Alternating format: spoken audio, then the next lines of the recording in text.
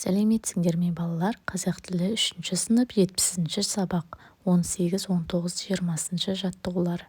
18 жаттығу. Мәтінді оқы. Әртістер клубқа барса, есік жабық тұр екен. Ешкім де концерт жөнінде естімеген. Әртістерді бастап барған Құрманбек Жатарбеков мұңайып, бүгінгі кешіміз бекерге кетті депті жолдастарына. Сонда кең маңдайлы келбетті жігіт тұрып, Құрмаш, қой, сен уайымдама. Клубтың есігін ашқыз, әнші-бишілер әзірлене берсін. Жұмысшыларды мен қазір қолма-қол жинап берейін саған дейді. Қалай, оны өзім білем. Солай деді әлгі жігіт. Құрманбекті ертіп клубтың алдындағы төбеге шығады. Күні ұясына кіре берген кешкі сәт. Тымық ауа. Қарағым, айналайын, келдің қайдан? Аспанды қақ жарғандай екпінді үңк саңқ етеді. Бір кезде тасыған судай әрі тараптан халық клубқа қарай ағылды ай келіп. Ал концертіңді бастай бер, Құрмаш, дейді әнші. Келген жұрт клубқа сыймай сендей соғылсады. Бұл атақты әнші Әміре Қашаубаев екен. Авторы Мұзафар Әлімбай. Енді балалар тапсырманы орындаймыз. Мәтінге ат қой дейді.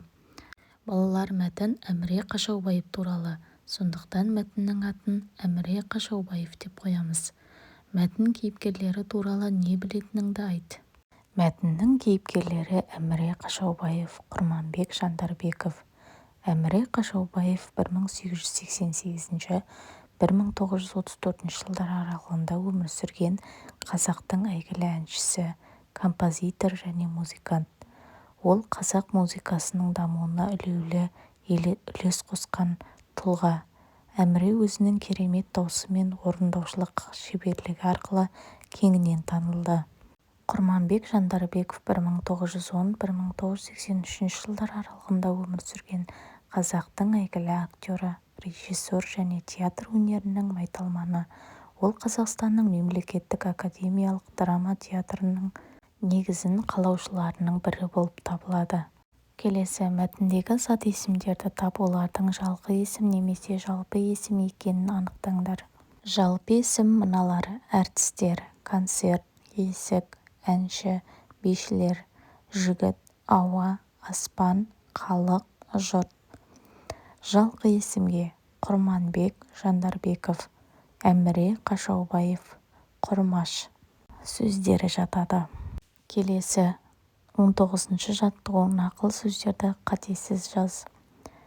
Талапты бала талпынған құстай, құмары қанбас аспанға ұшпай. Адам баласының ең жаманы талапсыз.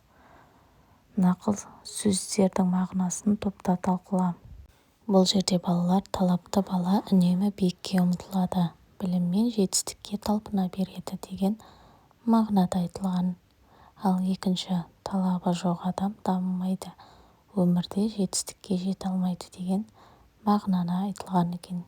Келесі кестені тиісті сөздермен толықтыр. Бас әріппен жазылатын сөздер: Қарағанды мағынасы, қаланың аты. Талаптың пайдасы мағынасы, әңгіменің аты. Келесі, Айгүл адамның аты. Зайсан мағынасы, көлдің аты. Жолбарыс мағынасы, жануардың аты.